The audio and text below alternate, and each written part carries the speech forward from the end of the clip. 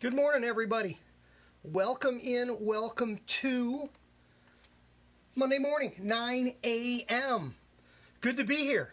Feels like it's been a while. Feels like it's been a long time since last Monday.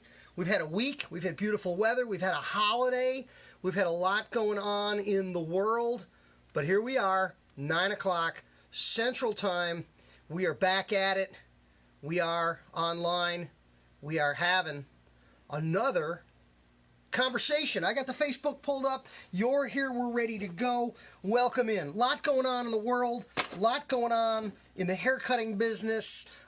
Since we last were here together, Raise Your Haircut Prices Day in the USA. July 1 has come and gone, and haircut prices have gone up. I've heard from so many people who are so excited to get on the bandwagon that is Raise Your Haircut Prices Day in the USA. So many people went up. So many people got back to me and said, I did it, which is so very cool, and I'm so very excited for everyone who's involved in helping themselves to build and grow in the haircut business, because, guys, that's the game. Quick announcement, 100 by 100, 100 new haircut customers in 100 days guaranteed. I have in the past run the deal with the book for free. Just pay shipping and handling. That deal's back up. You can go to my website. If you haven't already got 100 by 100, you can go online, you can go to the website, and you can get a copy of 100 by 100, yes, for free. Just pay shipping and handling. Go to the website at ivanzoot.com, click on 100 by 100 free book offer. You'll find it there. No code needed. It's just a, I'm sorry, you do need a code. Code is free book. Code is free book. You need the free book coupon code at checkout. I had something else running that didn't need a code, but you need a code for that one. Free book gets you the book. Pay your shipping and handling. So if you don't have a copy of it, go for it and get your copy of 100 by 100. As we always do, we're going to start out with $100,000 haircut, or the $100,000 haircutter tip of the day, July 6th. And I think, guys, it is right there. No, we're past it. July 6th, day 187, with 178 days remaining in the year. We are well past the tipping point on the year. Dump and mix fresh barbicide. This one's a reminder that the barbicide jar gets dumped daily. It gets remixed daily. At the beginning of the day, every day, dump the barbicide. Dump the barbicide last night before you went home. Refill the barbicide jar first thing in the morning. 2 ounces of concentrate, 32 ounces of water. 2 to 32 is the mixing ratio. Dump the barbicide every single day and get caught doing it. Don't do this when nobody's around. Do this when people will see you dumping and mixing fresh disinfectant solution. That's a little bit of the marketing value, a little bit of the dog and pony, a little bit of the optics that is proper sanitation. $100,000 hair cutter, it's not an idea, it's a lifestyle. It's not a one-time thing, it's an everyday thing. It's one idea a day, every single day, for 365 days to build and grow your business. Amazon.com, ivanzoot.com, paper, digital, or audio. Get on the bandwagon, get in on this conversation to be a $100,000 hair cutter. So thank you for being here. Thank you for joining us today. Got my Clipper Guy mug, courtesy of my friends at Carl's Barbershop, Davie, Florida. Rocking the shirt. So that means we're in it. We're here for the conversation. Today's discussion, got my notes, is the elasticity of supply and demand, price elasticity in the world of haircutting. Anybody who's listened to me talk about pricing has heard me use that expression. Elasticity of supply and demand as it relates to pricing and haircutting. This is Economics 101, guys. I probably first heard the expression supply and demand in a social studies class, maybe in 4th grade, I think, give or take. I mean, a long time ago when we talked about it. I think kids, we learn about supply and demand early on when it comes to, like, the latest, hottest, newest toy. When there's a hot new toy out there and you can't find it, people pay more for it. Premium price, because the supply is low. Later, after everybody has the toy and nobody wants the toy, the stores have piles and piles of them, and then they're cheap. That's supply and demand 101, guys. And I think as adults, we are much more often confronted with the conversation of supply and demand as it relates to gasoline, oil prices. On the news, almost daily, we hear something about OPEC. We hear something about oil production in the Middle East. We hear something about U.S. domestic oil production. We hear somebody talking about cutting back on production to reduce the supply to drive the price up. Or we hear somebody talking about increasing oil production to increase the supply to cause a glut to see the price go down. Tinkering with supply and demand, controlling pricing is an economic principle. It's always been there. It's always going to be there. Well, let's talk about it as it relates to haircuts. I've got a little six-step process that I think is relevant to this conversation for haircutters when it comes to price elasticity and supply and demand. Let's take you through these 6 steps. Let's talk about them. And let's talk about how it impacts pricing for haircuts and how pricing can impact the equation. Number 1, determine supply. Now, when we talk about determining supply, we're going to do this on a couple of levels. Number 1, we're going to talk about what are we supplying? Well, haircuts. That's what we do. We cut hair. That is what we are supplying. Now, we may also supply other services from, beard trims and hair color services. We can supply products to shave and skin products, hair care products, you name it. That's our supply. What are we supplying and how much? How much supply is a real issue? How much are we working? Are we working 8 hours a day, 5 days a week, 50 weeks of the year, taking off weekends and 2 weeks vacation? That's a good plan. That's a plan that I advocate. How many haircuts can we do in an hour? 2.0, 3.0, 1.0. That's a supply issue. So how many haircuts can we do and how many hours are we going to spend doing them will determine our total supply of haircuts. And with products, we can buy more product, we can change suppliers, we can find a new source of supply, we can increase the supply of our product, we can increase the supply of our haircuts. We can work more hours, but that isn't always a great idea, even if we can. We don't necessarily want to. We can cut hair faster. Well, that isn't always possible. Sometimes it's possible, but there is a maximum speed at which we can cut hair. So that's a function of controlling supply. How much time and how many can we do over time? That determines our supply. And supply is our occupancy. Now, the next thing we want to do, we want to determine what we're selling and how much we can sell. And that's pretty much a fixed number without a whole lot of variable beyond what we just discussed. The next thing we want to do is we want to create demand. We want to create a stream of people wanting what we have. We want haircut customers. We want people to need and want haircuts. Well, there's so many ways to create demand. There is demand. Demand is out there. You may not have that demand. You want to build that demand for you. Step 3 is building demand, but we want to create it. How do we create it? Well, we can do great haircuts, and word of mouth will have more people wanting haircuts from you. There's 328 million people in America getting haircuts. What we just saw with coronavirus, when we locked down the industry and no one could get a haircut, demand dropped. It wasn't safe. People weren't going. People weren't looking for haircuts. But what happened if you live in a place in America where we opened up, where we turned demand back on? Wow, we had pent-up demand. We had all these people who hadn't had a haircut, who now needed and wanted a haircut, who came looking for a haircut, and we had more haircuts than we could do. Not a bad problem to have sometimes, but not the problem we want.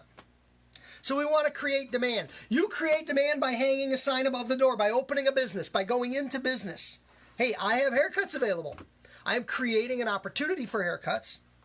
I'm creating demand by taking good care of people, creating word of mouth. Demand can be created with an advertisement. Demand can be created putting something on sale. Demand can be created lots and lots of ways. So we've determined our supply and we've created demand for it. Once we've determined that we can do haircuts and that people want our haircuts, we've got some demand. The next step is to build on that demand, to drive that demand, to hammer on that demand, to see that demand climb. And there's lots of ways we can increase demand. Advertising, as we talked about. Being better at what we do, offering more, are all good ways of building on our demand. We have supply, we know what we've got, we know what we want to sell. We've created demand for it, we've put ourselves out there. We can showcase lots of short haircuts and all of a sudden everybody goes, I got to get some of this extra haircut off. We build that demand. We create a groundswell of interest. Now, one of my favorite subjects when it comes to building business in our business is the idea of tracking. Step number 4 in this cycle is to track the demand that we have. This is rate of occupancy. It's asking the question, how busy am I? It's saying, I have a supply of haircuts. I have haircuts available for the world. I can do 2 an hour, 8 hours a day, 5 days a week. That is 16 haircuts a day. 16 times 5 is, what is that, 80? 16.0 times 5.0 equals, bingo, that's 80 haircuts. I got 80 haircuts a week. I want to see them going away. And we track. And 80 times 0.80 is, we're shooting for 64. We are looking to be 80% occupied. 80% is the goal. 8 out of 10 of your appointment spaces are filled. 2 out of 10 of your appointment spaces are empty. 80% of your capacity is being used. That is what our industry considers full. That is what our industry considers a proper level of demand. You're offering haircuts under these numbers, and 64 people a week are showing up going, give me a haircut, here's money. It's a good thing. You got to track it, though. You got to know where it's at. You got to track it. And you're looking for this tipping point. You're looking for this point where your 6-week rolling average number of haircuts, the number of people that want what you have. I have haircuts. Who wants? 64 people say, me, me, me, me. That is the tipping point. That is what you're striving for and driving for. You're managing your supply, you're building your demand, and you're driving to 80% occupied. At 80% occupied, we begin to manage our supply and demand through price elasticity. That is the idea of stretching the price to impact the demand. If your haircut is $20 and you advertise haircuts for $20 and you build demand for haircuts at $20, you do good haircuts at $20 a piece, and 64 people every week show up and say, I want one, I want one, I want one. That's how we play the game. But what do you do next? You raise the price. You go up 10%. You go from 20 to 22. And you advertise and you promote. I got haircuts. I got haircuts. I got haircuts. Who wants haircuts? Who wants haircuts? And people say, I want a haircut. Now, when you raise the price, hopefully, fewer people want haircuts.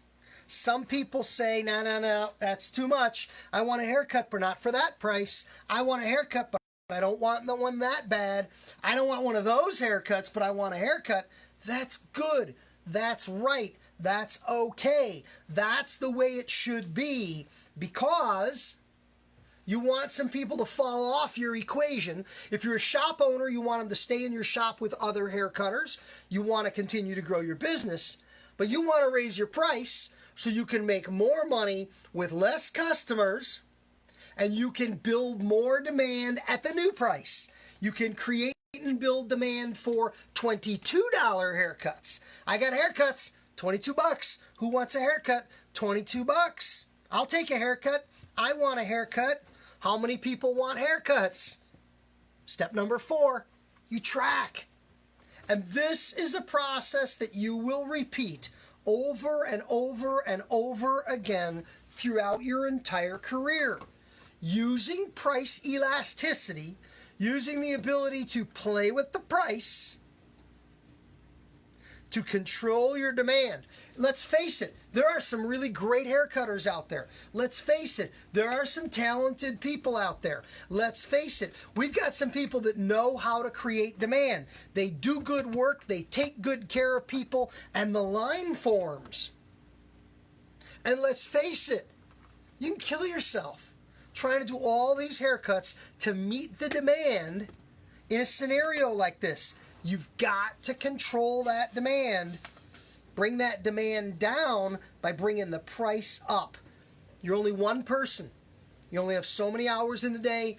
You only have so much productive capacity. You want to maximize your return on your time. You want to maximize the return on your art and your craft and your investment by taking good care of fewer people for more money.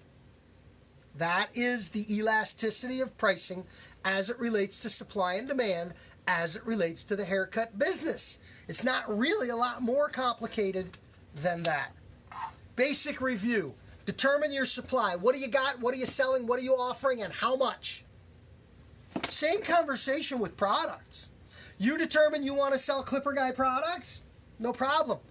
We can get you plenty of product. You know how much inventory you've got. You know how big the pile is over there. You've got to make that pile go.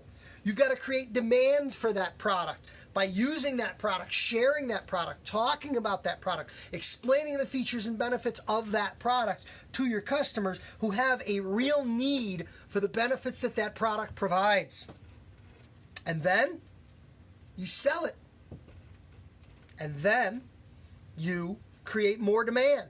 They like it. They come back to return on it. I don't think we need to elasticize the price too much with product because I don't think we have a problem fulfilling the demand. I don't have any limits as to how much of this I can buy to sell. It's not the same as haircutting. Haircutting, you have fixed capacity. You have fixed numbers of hours. You have fixed physical capability to deliver services. A little bit of a different scenario, but it's the same idea. We can drive the demand, but there comes a time when we can't get enough of it. If I can't produce enough of it fast enough, if I can't buy enough of it, if I can't have enough of it on the shelves, you know what happens when product gets scarce?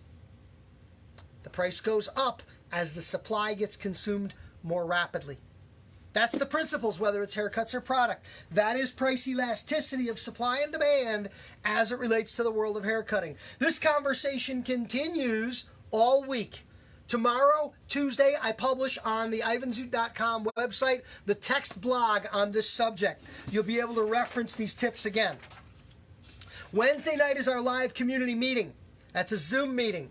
If you're interested in joining in on that meeting, the link is posted to the Facebook page. That's Wednesday. Thursday is the video. Video goes out on my mailing list. If you're not a subscriber on my mailing list, go to ivanzoot.com and register to be on the mailing list. And Friday, this is covered in an audio post. It's an audio post available by way of my Patreon site at patreon.com/ivanzoot. Excuse me. Got to be drinking while we're talking here. So this is how we address topic of the week. 5 days of the week, 5 formats. There's a conversation every day to address the topic, to dig deep on it, to share it, to help you build and grow your business. I want to help you do that. I look forward to hearing from you if I can be valuable to you. Get on the $100,000 haircutter bandwagon. Get your copy for free of 100 by 100 on my website now. When you're ready to go and ready to grow, big and bigger, big busy barbershop, bigger busy barbershop. These are our marketing and business building books. You can buy the combo set of all 4 anytime on the website at ivanzoot.com. Thanks for being here today. Thanks for tuning in. Thanks for watching. Thanks for listening. I appreciate your comments. I look forward to helping you build and grow. This is the format. Every Monday morning, 9 o'clock is class time. Thank you for joining either here live now or if you're seeing this on replay, thank you for watching when the timing worked for you. That's why replay works so well. Have a great day. Talk to you soon. Take care. Bye-bye.